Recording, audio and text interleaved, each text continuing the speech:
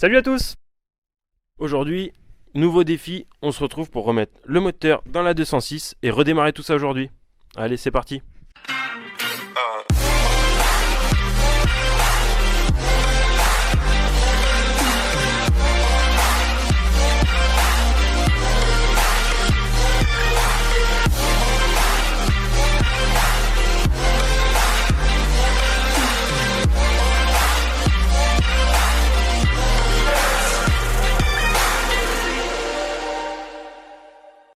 Aujourd'hui c'est le grand jour, le moteur retourne dans la voiture. On le retrouve dans l'état dans lequel on l'a laissé, quasiment nu et à rééquiper.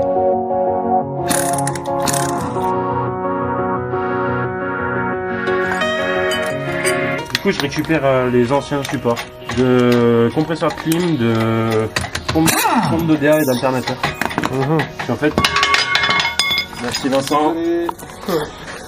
En fait, du coup, comme on peut voir, voilà. C'est pas les mêmes. Et que moi, pour monter mon tendeur avec son ressort, voilà, j'ai besoin de celui-là qui a le décoché pour tenir le ressort, qui n'est pas monté sur celui-là.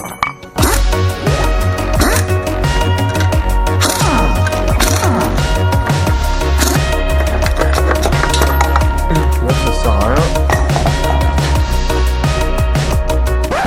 I came in like a wrecking ball.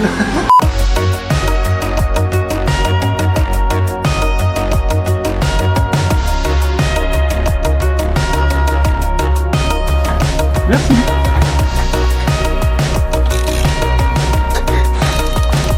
On se retrouve pour faire le soufflet de cardan côté boîte aussi, tant qu'on y est, avant de remonter. Tant que c'est tout par terre. Du coup, on va...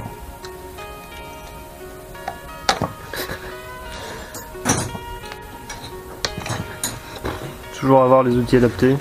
Ouais. Aujourd'hui c'est pas ça là, on est dans le mal. Pourtant moi je suis presque pas picolé hier.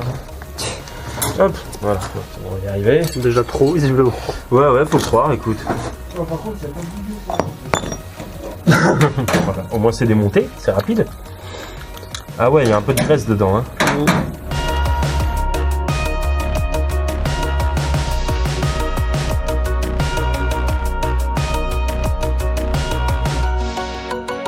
Alors, voilà, on se retrouve avec le tripode.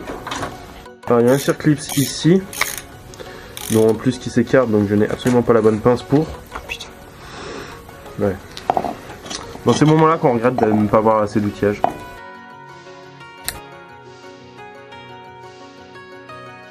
Voilà, donc pour ne pas perdre le circlips, voilà, il vient se loger ici. Pour retirer le tripode, on a pensé avoir besoin de la presse et d'une guillotine. En fait, on va mettre la guillotine pour... Bah en fait, rien à foutre parce que c'est tellement enfoncé pas fort que... Voilà. On va, voilà, donc on en apprend tous les jours. C'est même pas emboîté de force, en fait, ça tient vraiment juste avec le circlips. Voilà, donc normalement... Voilà. Oh, ça me met à chaud. Moi qui avais peur, qui me suis dit, putain, ça va être compliqué à démonter le tripode. Nickel. Comme quoi, des fois, faut pas hésiter à se lancer. Hop, du coup, j'ai pris les deux soufflets de cardan, mais en fin de compte, je sais même plus pourquoi j'ai pris les deux. Je deviens vieux et sénile, je pense. Au final, on s'est dit que tant qu'on y était, on allait remplacer les deux soufflets, sauf que le deuxième était trop grand. On remet donc l'ancien avec des nouveaux colliers. Et du coup, si nous avons la pince adéquate pour serrer ces foutus colliers. Je l'avais déjà acheté. Voilà, donc on se met là-dessus et on serre avec un peu de délicatesse quand même. Parce que ça a tendance à casser. Voilà, pas plus.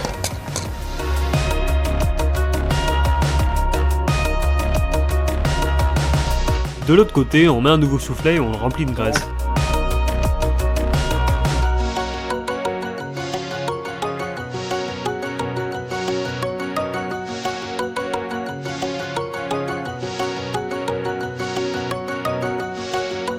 On remet le tripode à sa place et on verrouille l'ensemble avec le circlips.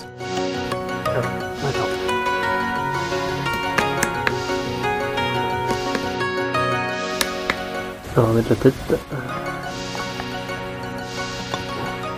Pendant que Vince maintient la tête du cardan en pression, je serre le deuxième colis du soufflet avant qu'on passe à la suite. J'arrête là ? Ouais.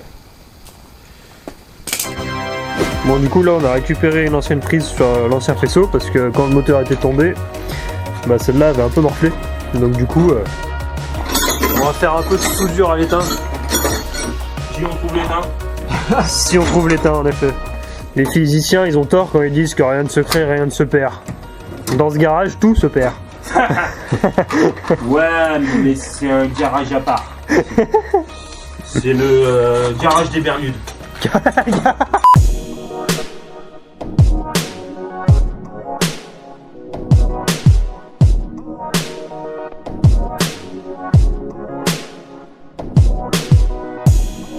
On change rapidement le filtre à huile et on va pouvoir retirer le moteur du support d'atelier.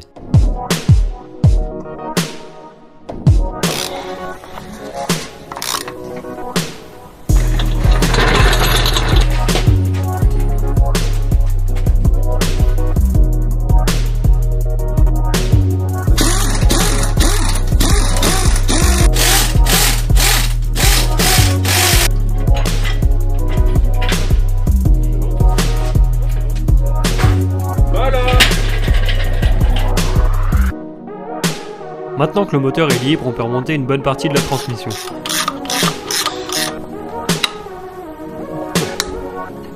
Maintenant qu'on a monté le volant moteur, serré au couple, toutes les vis, on va se servir de ce que vous avez déjà vu, un centreur d'embrayage universel pour remettre l'embrayage de la 206 en place.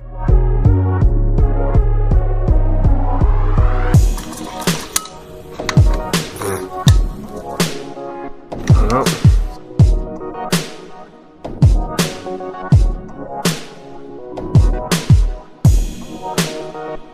Du coup, pour faire les choses comme il faut, on va retourner aller chercher le couple de serrage dans la revue technique. Du coup, Vincent, page 15, vis d'embrayage, s'il te plaît.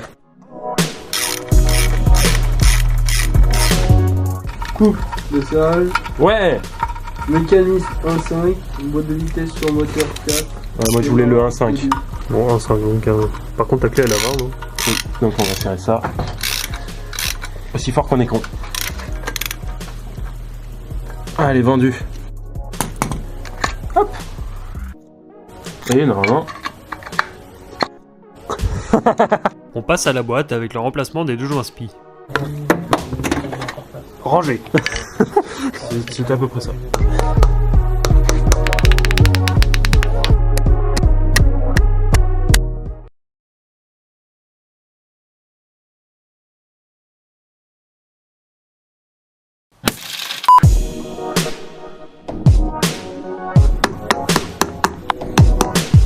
Bon, en fait, la bague Fiat, elle rentre très bien.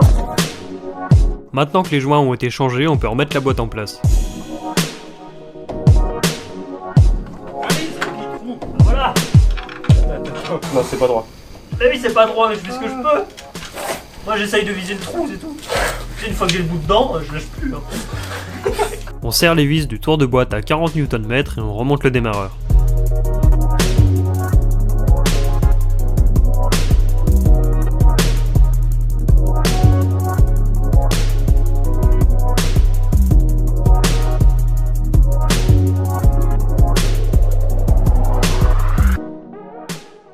Bon, du coup, il est déjà 19h, on n'a pas pu finir. Vincent a dû partir, je vais devoir y aller aussi. Donc, du coup, le moteur est juste posé dedans, on pourra pas le faire démarrer ce soir. Mais on va continuer ça un autre jour. Jour 2, on rattaque tout ça et normalement, elle démarre. A partir de là, il s'agit simplement de rebrancher tout le faisceau électrique, les différentes durites, sans oublier le câble d'embrayage. Rattrapage du jeu. Voilà, qui est débloqué.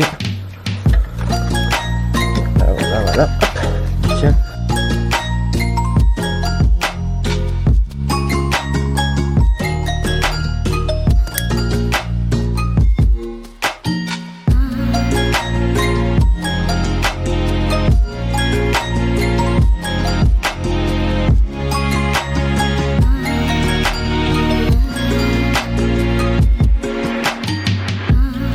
Ah, ne pas oublier de rebrancher l'assistance au freinage. Ce pourquoi on a repris l'ancien collecteur.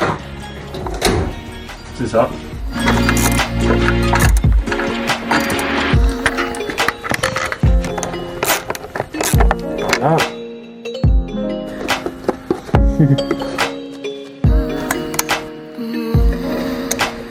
y est, elle a du carburant.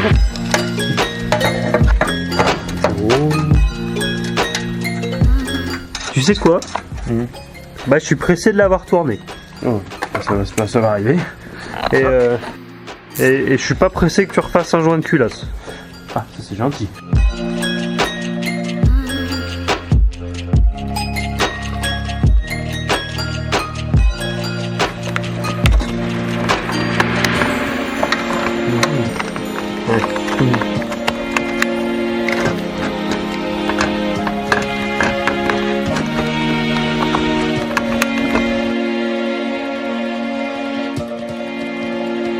En fait, C'est la coulée, voilà. Et ça vient dans le radiateur. Radiateur qui... Et pas arrivé.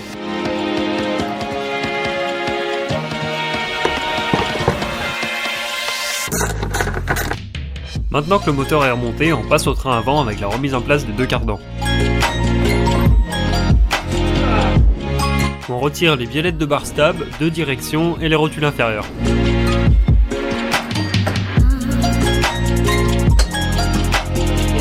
Cardan un peu gras mais tout neuf. Refait à neuf. On cherche le truc, Est-ce qu'on l'a trouvé? Oui, on l'a trouvé. Je crois que c'est bon. Au bruit. Je crois que t'es dedans. Ensuite, on tire le moyeu en arrière. On vise l'autre trou.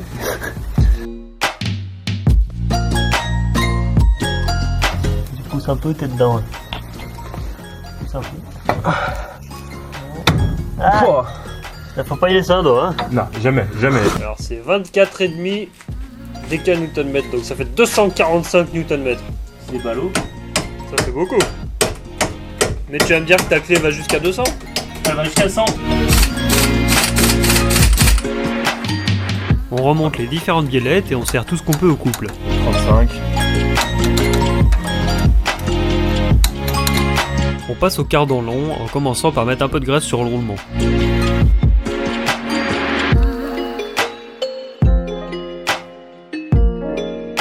Là faut que je ramène. Ouais. Tu tires vers toi. On baisse le cardan, enfin le triangle. Et voilà.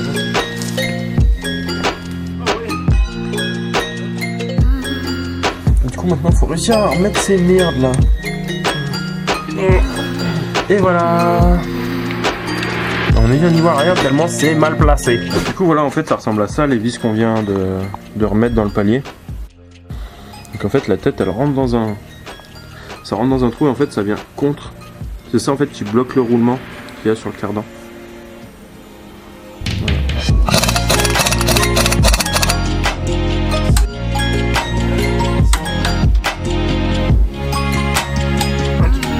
Bon du coup on va se servir d'une graisse graphite résistance aux hautes températures pour monter la bague d'échappement. Parce qu'en fait quand on la monte juste à sec comme ça, elle bouge, ça bouge dedans et ça couine, c'est une horreur. Tant que la voiture est pas chaude, ça fait un bruit de fou.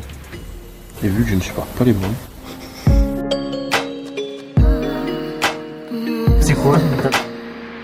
C'est monté sur le ressort pour en fait parce qu'il n'y a pas de tresse d'échappement donc c'est pour amortir.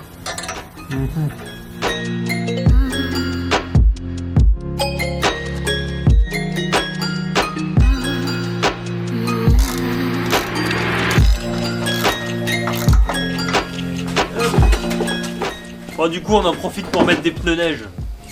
Voilà, vu que à l'heure actuelle on est début février en fait. Et qu'on se les gèle.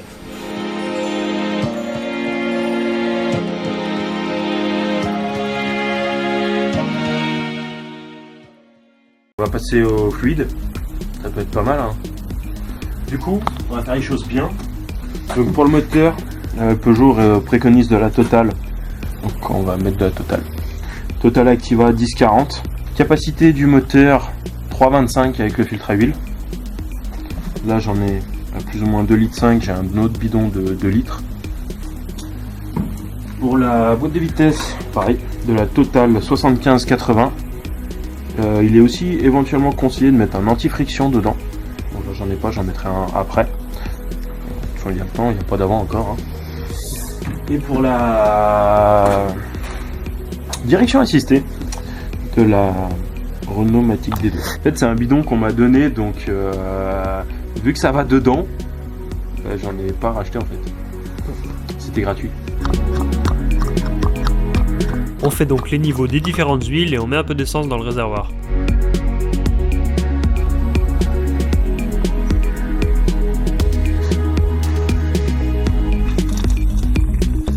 Certains reconnaîtront la trappe à lu qui fait gagner 20 chevaux. En plus, le petit béquet prévu pour poser les clés. On va lui mettre 5 litres parce qu'en fait elle est sur la réserve depuis très très longtemps. One eternity later.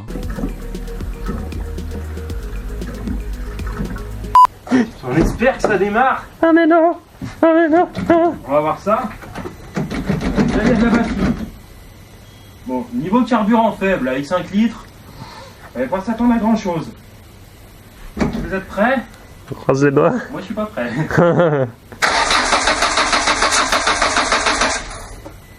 Faut faire monter l'essence.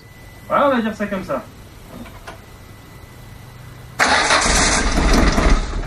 Ah, Faux départ. ça annonce presque pas mal. On peut dire que ça fait un moment qu'il n'y avait pas tourné. Oui, mais c'est un nouveau moteur aussi. Hein.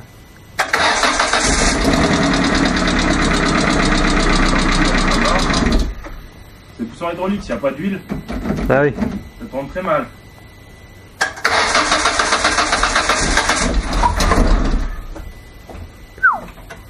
Ah, pas envie, hein.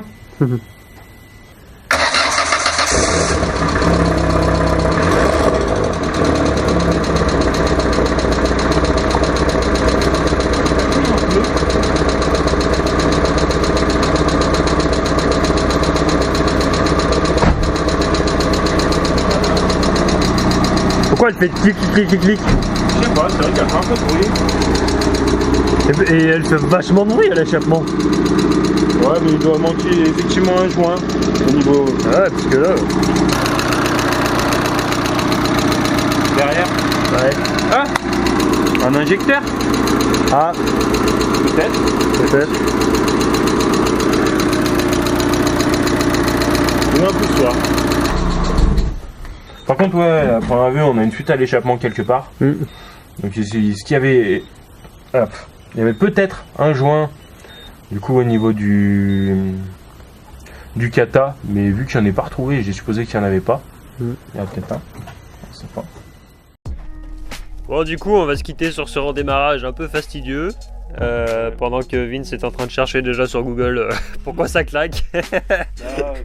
Je pense soit aux injecteurs, soit au poussoir hydraulique, mais pour un moteur qui sort de la casse, ça serait quand même con qu'il y ait déjà un poussoir hydraulique qui soit mort, quoi. En effet, ça serait surtout con de l'avoir monté. Ouais, un petit peu. Bon voilà, on espère que ça vous aura plu quand même. N'hésitez pas à nous le dire en commentaire et puis abonnez-vous. À la prochaine.